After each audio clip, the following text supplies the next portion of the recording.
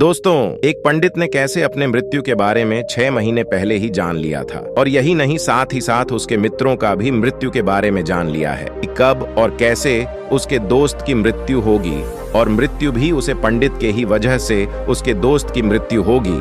आखिर उसके बारे में इतना सब कैसे जान लिया है?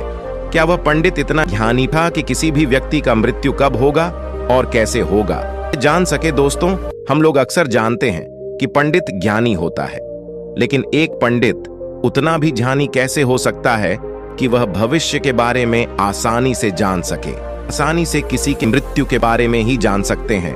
वह पंडित अपने आप ही वह जान लिया है या किसी ने उसको बताया है, जिसके बारे में यह पहले से ही अपने मृत्यु और अपने मित्रों की मृत्यु के बारे में जान लिया है? चलिए इस कहानी के माध्यम से जानते हैं कि पूरी बात क्या है। वीडियो के आखिर तक बने रहे, तभी जान पाएंगे कि आखिर क्या बात है। दोस्तों, आप लोग को लाइक और सब्सक्राइब बहुत ही कम लोग करते हैं।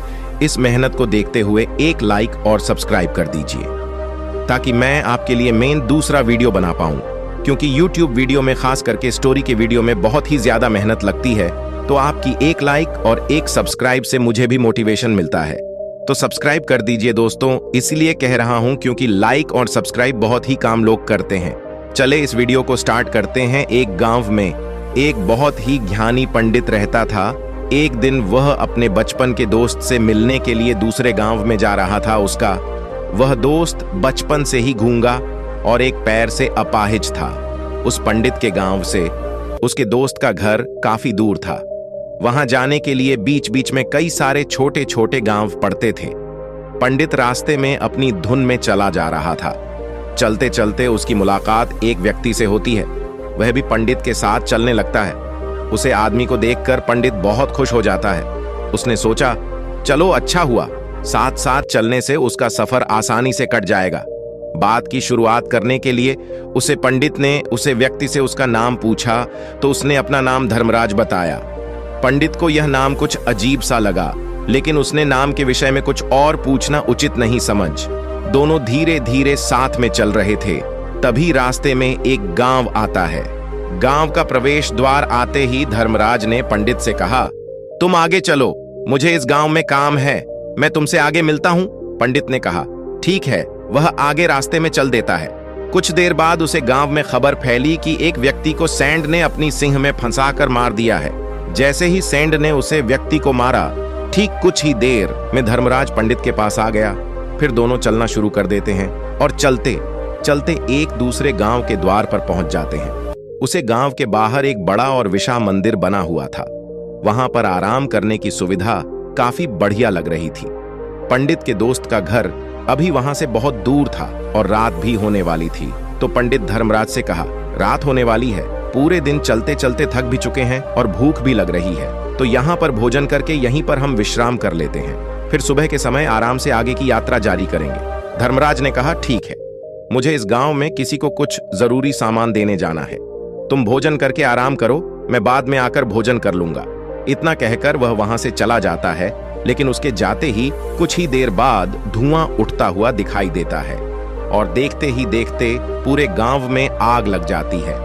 पंडित ने हैरानी से सोचा कि यह धर्मराज जहां भी जाता है वहां कोई ना कोई अनहोनी जरूर हो जाती है, गड़बड़ है इस व्यक्ति में। लेकिन पंडित ने रात्रि में धर्मराज से कुछ भी पूछना उचित नहीं समझा। सुबह होते ही दोनों फिर से अपनी यात्रा शुरू कर देते हैं। कुछ देर चलने के बाद रास्ते में फिर से एक गांव आता है। धर्मराज ने फिर पंडित से कहा, आप आगे चलिए, मुझे इस गांव में अपने मित्र से मिलने जाना है, मैं अपने दोस्त से मिलने के बाद आगे रास्ते में मिलूंगा। यह कहकर धर्मराज वहां से चला गया, लेकिन पंडित इस बार आगे नहीं है। वहीं खड़ा होकर धर्मराज को देखता रहा कि वह कहां जा रहा है और क्या करता है। तभी थोड़ी देर बाद लोगों की आवाज सुनाई देने लगी कि एक व्यक्ति को सांप ने काट लिया है और उसकी मृत्यु हो गई है। ठीक उसी समय धर्मराज फिर पंडित के पास पहुंच गया, लेकिन इस बार पंडित से रहा नहीं गया और उसने धर्मराज से पूछ ही लिया कि तुम जिस भी गांव में जाते हो वहां कोई ना कोई अनहोनी जरूर हो जाती, क्या तुम मुझे बता सकते हो यह ऐसा क्यों हो रहा है? धर्मराज ने कहा, पंडित जी, आप तो मुझे बहुत ज्ञानी मालूम पड़े थे, इसीलिए मैं आपके साथ चलने लगा था, क्योंकि जैनियों का साथ बहुत अच्छा होता है। परंतु आप अभी तक समझ नहीं पाए कि मैं कौन हूं। पंडित ने कहा, मैं समझ गया हूं, लेकिन मुझे कुछ शंका है। अगर आप ही अपना उपयुक्त परिचय दे दें तो मेरे लिए आसानी होगी। तब धर्मराज ने जवाब दिया कि मैं यमदूत हूं और यमराज की आज्ञा से उन लोगों के प्राण हरण करता हूं जिनकी उम्र पूरी हो चुकी है। हालांकि पंडित को पहले से ही इस बात की आशंका थी, फिर भी धर्मराज के मुंह से यह बातें सुनकर वह घबरा गया। लेकिन वह हिम्मत करके पूछता है कि अगर तुम सच में यमदूत हो तो मुझे अगले मृत्यु किसकी? धर्मराज ने जवाब दिया, अगली मृत्यु तुम्हारे उस मित्र की है जिससे तुम मिलने जा रहे हो, और उसकी मृत्यु का कारण भी। तुम यह बात सुनकर पंडित कि अगर सच में यह धर्मराज यमदूत हुआ तो उसकी बात भी सच होगी और उसके कारण मेरे बचपन के सबसे अच्छे मित्र की मृत्यु हो जाएगी, तो सबसे अच्छा तो यही होगा कि मैं अपने मित्र से मिलने ही ना जाऊं। कम से कम मैं उसकी मृत्यु का कारण तो नहीं बनेगा। धर्मराज ने मुस्कुराते हुए कहा, तुम जो सोच रहे हो वह सब मुझे पता है, मगर तुम्हारे अपने मित्र से मिलने ना जाने से नियति नहीं बदल जाएगी। तुम्हारे मित्र की मृत्यु तो निश्चित है और वह अगले कुछ ही पलों में घटित होने वाली है। महाकाल के मुंह से ऐसी बातें सुनकर पंडित को झटका लगा, क्योंकि महाकाल ने पंडित के मन की बातें पढ़ ली थीं, जो कि एक सामान्य व्यक्ति के लिए संभव नहीं है। अब पंडित को विश्वास हो गया कि यह धर्मराज सचमुच में यमदूत ही है। जब पंडित को यह पूर्ण विश्वास हो गया कि धर्मराज जी यमदूत हैं, तो वह घबरा। वह अपने मित्र की मृत्यु का कारण नहीं बनना चाहता था, इसीलिए वह पलटकर अपने गांव की तरफ वापस जाने लगा। लेकिन जैसे ही पंडित वापस जाने के लिए मुड़ा, उसने देखा कि उसका मित्र की तरफ चला आ रहा है, जो कि पंडित को देखकर अत्यंत प्रसन्न दिखाई पड़ रहा था। आपने मित्र की आने की गति को देखकर पंडित को ऐसा लगा कि जैसे उसका मित्र काफी देर से उसका ही पीछा कर रहा है, लेकिन वह बचपन से ही गूंगा था और एक पैर से लंगड़ा भी था। इसीलिए ना तो वह पंडित को आवाज देकर रोक पाया था और ना ही उसे तक पहुंच पा रहा था। लेकिन जैसे ही वह पंडित के पास पहुंचा, अचानक ही जमीन पर गिर पड़ा और उसकी मृत्यु हो गई। पंडित हक्का बक्का होकर धर्मराज की ओर देखने लगा, जैसे कि वह पूछना चाह रहा हो कि आखिर क्या हुआ। धर्मराज के मन में उठ रहे प्रश्नों को समझ गया और बोला, तुम्हारे मित्र ने पिछले गांव में ही तुम्हें देख लिया था और मैं वहीं से ही तुम्हारा पीछा कर रहा था, लेकिन गूंगा और लंगड़ा होने की वजह से वह तुम तक नहीं पहुंच पाए। उसने अपनी पूरी ताकत लगाकर तुम तक पहुंचाने का प्रयास किया, लेकिन बुढ़ापे में बचपन जैसी ताकत नहीं होती, इसलिए हार्ट अटैक होने के कारण उसकी मृत्यु हो गई, क्योंकि वह तुमसे मिलने के लिए अपनी सीमाओं को तोड़कर तुम्हारे पीछे भाग रहा था। इसलिए अपने मित्र की मृत्यु का कारण भी तुम ही कहलाओगे। अब पंडित को पुनः यह विश्वास हो गया था कि धर्मराज एक यमदूत है और उसका कार्य जीवों के प्राण करना है। लेकिन पंडित एक ज्ञानी व्यक्ति था। वह यह भी जानता था कि मृत्यु पर किसी का वश नहीं है, सबको एक ना एक दिन मरना ही है। यही सोचकर उसने अपने आप को संभाल लिया। लेकिन अचानक ही पंडित के मन में अपनी मृत्यु के बारे में जानने की इच्छा हुई। इसलिए उसने धर्मराज से पूछा कि जब मृत्यु मेरे दोस्त की होनी थी तो शुरू से ही मेरे साथ क्यों चल रहे थे? यह प्रश्न सुनकर धर्मराज जोर से हंस और बोला, मैं तो हर पल हर क्षण सभी के साथ चलता, किंतु लोग पहचान नहीं पाए, क्योंकि लोगों के पास अपनी समस्याओं के अलावा किसी और व्यक्ति, वस्तु या घटना के बारे में सोचने, समझने या उसे देखने का समय ही नहीं होता। तो क्या तुम ये बता सकते हो कि मेरी मृत्यु कब, कहां और कैसे होगी? महाकाल ने कहा।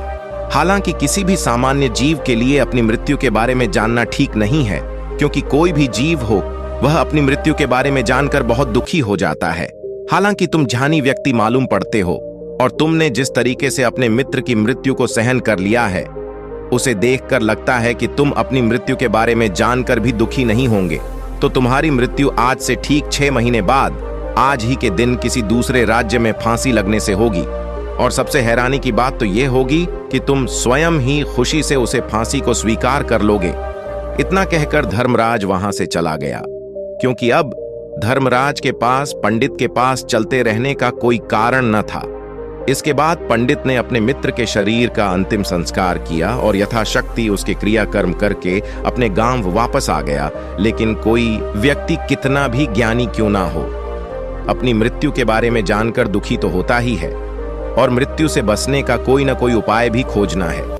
तो पंडित ने भी वही किया।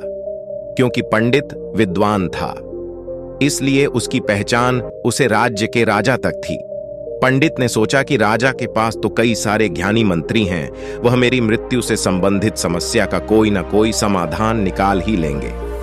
पंडित यही सब सोता हुआ राज दरबार में पहुंच जाता है और राजा से सारी घटना के बारे में बताता है। राजा ने अपने मंत्रियों को सारी समस्या बताई और उनसे सलाह मांगी। अंत में सभी ने विचार विमर्श करके कहा, अगर पंडित की बात सही है तो उसकी मृत्यु भी 6 महीने बाद ही होगी, लेकिन मृत्यु तो तब होगी जब वह किसी दूसरे राज्य में जाएगा। यदि वह किसी दूसरे राज्य में जाए ही ना तो मृत्यु ही नहीं होगी। मंत्रियों की यह सलाह राजा को भी सही लगी। इसके बाद पंडित के रहने की सारी व्यवस्था महल में ही कर दी गई और राजा के आदेश के बिना उस पंडित से किसी को भी नहीं मिलने दिया जाता था। लेकिन पंडित कहीं भी आ जा सकता था कि वह राजा की कैद में है, परंतु पंडित डर के मारे स्वयं ही कहीं आता जाता नहीं था। धीरे धीरे महीने गुजरे गए और पंडित की मृत्यु का समय नजदीक आने लगा और अंतत वह भी दिन आ गया जिस दिन पंडित की मृत्यु होनी थी। तो जिस दिन पंडित की मृत्यु होनी थी उसकी एक रात पहले पंडित डर के मारे जल्दी ही सो गया ताकि जल्दी से वह रात बीत जाए और अगला दिन आ जाए ताकि मृत्यु टल सके। लेकिन पंडित को नींद में चलने की बीमारी थी और अपनी इस बीमारी के बारे में वह स्वयं ही नहीं जानता था। तो फिर राजा मंत्री या किसी वेद को इसके बारे में बताने का कोई प्रश्न ही नहीं उठता। पंडित अपनी मृत्यु को लेकर बहुत चिंतित था। वह पिछले कई दिनों से ठीक से सो भी नहीं पा रहा था और नींद में चलने की बीमारी भी तभी होती है जब व्यक्ति ठीक से सो नहीं पा रहा हो। उस रात भी पंडित को नींद में चलने का दौरा पड़ा। वह उठा और महल से निकलकर अस्तबल में गया। क्योंकि पंडित राजा का खास मेहमान था, इसलिए किसी भी पहरेदार ने उसे नहीं रोका और ना ही किसी तरह की कोई पूछता। आज की अस्तबल में पहुंचकर वह सबसे तेज चलने वाले घोड़े की पीठ पर सवार होकर नींद में ही अपने राज्य की सीमा से बाहर दूसरे पड़ोसी राज्य में चला गया। इतना ही नहीं, वह दूसरे राज्य के राजा के महल में पहुंच गया। उसे महल के पहरेदारों ने भी उसे नहीं रोका और न ही कोई पूछताछ कि सभी लोग रात्रि का अंतिम प्रहार होने के कारण गहरी नींद में थे। वह पंडित सीधे राजा के सैन्य कक्षा में पहुंचा जहां राजा और रानी सो रहे थे। वह पंडित वहीं जाकर सो गया। सुबह हुई तो राजा ने पंडित को रानी के बगल में सोया हुआ देखा तो बहुत क्रोधित हो गया। राजा ने पंडित को कैद करने का आदेश दे दिया। पंडित गिरफ्तार हो गया, लेकिन पंडित तो पहुंचना था। उसे तो कुछ समझ नहीं आ रहा था कि आखिर वह दूसरे राज्य में और राजा के सैया में कैसे पहुंचा। लेकिन वहां उसकी यह सब सुनने वाला कोई नहीं था। राजा ने पंडित को दरबार में पेश करने का आदेश दिया। कुछ देर बाद उसे पंडित को दरबार में लाया गया। पंडित को देखते ही राजा इतना आग बबूला हो गया कि उसे फांसी पर चढ़ा देने का हुक्म सुना दिया।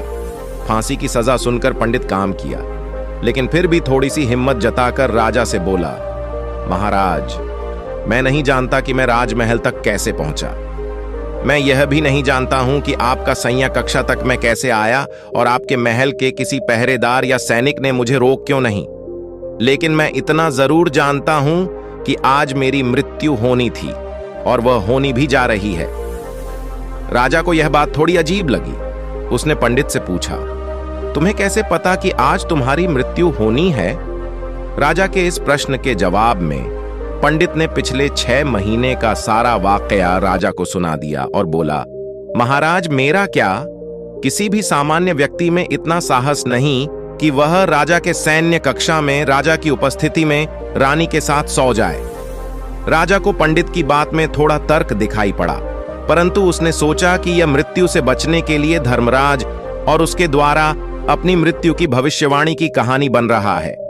इसलिए राजा ने पंडित से कहा, यदि तुम्हारी बात सत्य है और आज यह तुम्हारी मृत्यु का दिन है, जैसा कि यमदूत धर्मराज ने तुमसे कहा था, तो आज तुम्हारी मृत्यु का कारण मैं नहीं बनूंगा।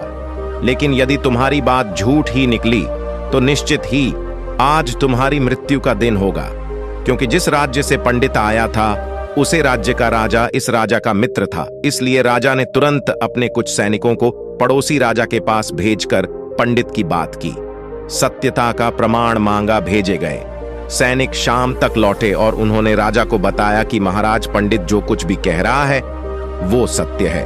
पड़ोसी राज्य के राजा ने पिछले 6 महीने से पंडित के रहने की सारी व्यवस्था अपने ही महल में कर रखी थी। पंडित राजा का खास मेहमान था। कल शाम राजा आखिरी बार पंडित से उसके कक्षा में मिले थे और उसके बाद यह इस राज्य में कैसे पहुंच गया इसकी जानकारी किसी को भी नहीं है। इसलिए उसे राज्य के राजा के अनुसार पंडित को फांसी की सजा देना ठीक नहीं है। लेकिन राजा के सामने एक नई समस्या थी, क्योंकि उसने बिना पूरी बात जान ही पंडित को फांसी की सजा सुना दी थी। इसलिए अगर पंडित को फांसी नहीं दी जाती तो राजा के वचन का अपमान हो जाएगा, लेकिन अगर राजा की बात का मान रखा जाए तो बेवजह ही एक निर्दोष व्यक्ति की मौत हो जाएगी। राजा ने अपने सभी मंत्रियों से इस बारे में सुझाव मांगा तो मंत्रियों ने राजा को सुझाव दिया कि महाराज पंडित को एक कच्ची सूट के धागे से फांसी लगवा दी जाए, जिससे आपका कथन का भी मन रह जाएगा और कच्चे सूट के धागे से पंडित को फैंसी भी नहीं लगेगी और उसके प्राण भी बच जाएंगे। राजा को मंत्रियों का यह सुझाव पसंद आया और उसने ऐसा ही करने का आदेश दे दिया। पंडित के लिए कच्चे सूट के धागे से फांसी का फंदा बनाया गया और नियम के अनुसार पंडित को फांसी पर चढ़ाए जाने लगा। सभी लोग बहुत खुश थे कि ना तो पंडित मारेगा और ना ही राजा का वचन खाली जाएगा। पंडित को भी पूर्ण विश्वास था ये सूट के धागे से तो उसकी मृत्यु हो ही नहीं सकती, इसलिए इस पर चढ़ने के लिए तैयार हो गया। जैसा कि धर्मराज ने भविष्यवाणी की थी कि तुम खुद ही अपनी फांसी को स्वीकार करोगे। लेकिन जैसे ही पंडित को फांसी दी गई, सूट का धागा तो टूट गया, लेकिन टूटने से पहले उसने अपना काम कर दिया था। पंडित के गले की एक नसें सूट के धागे के झटके से कट चुकी थीं और पंडित जमीन पर पड़ा तड़प रहा था। उसी पल उसके गले से खून की फुहार निकल रही थी और देखते ही देखते पंडित का शरीर पूरी तरह से शांत हो गया। सभी लोग आश्चर्यचकित थे और पंडित को मारता हुआ देख रहे थे। किसी को विश्वास नहीं हो रहा था कि कच्चे सूत के धागे से भी किसी इंसान की मृत्यु हो सकती है, लेकिन घटना तो घट चुकी थी। नियति ने अपना काम कर दिया था और धर्मराज की भविष्यवाणी सच हो चुकी थी। श्रीमद् भागवत गीता में भगवान श्री कृष्ण ने कहा है, जो होना होता है वह होकर ही रहता है। हम चाहे कितनी ही सावधानी बरतें, कितना ही उपाय कर लें, लेकिन घटना और घटना की पूरी प्रणाली पहले से ही तय होती है, जिसे हम थोड़ा सा भी इधर उधर नहीं कर सकते हैं। दोस्तों, शायद इसीलिए ईश्वर ने हमें भविष्य जानने की क्षमता नहीं दी है, ताकि हम अपने जीवन को ज्यादा बेहतर तरीके से जी सकें। और यही बात उसे पंडित पर भी लागू होती है। अगर पंडित ने धर्मराज से अपनी मृत्यु के बारे में न पूछा होता तो 6 महीने तक राजा के महल में कैद रहकर डर डर कर जीने की बजाय ज्यादा बेहतर जीवन जीता। दोस्तों, आज का वीडियो आप लोगों को कैसा लगा हमें कमेंट करके बताइए, और साथ ही साथ चैनल में नए हैं तो चैनल को सब्सक्राइब कर दीजिए, ताकि इसी तरह के वीडियो हम रोज आप लोगों को दे पाए। और साथ ही बेल आइकन को भी दबा दीजिए, ताकि अपलोड किए हुए वीडियो सबसे पहले आप लोग देख पाए और कुछ ना कुछ सीख पाए। तो इसी का साथ वीडियो समाप्त करता हूं। मैं मिलती हूं अगले वीडियो में और एक नई कहानी और एक नए ऊर्जा के साथ। तब तक के लिए धन्यवाद। अपना ख्याल रखें। नमो बुद्धाय।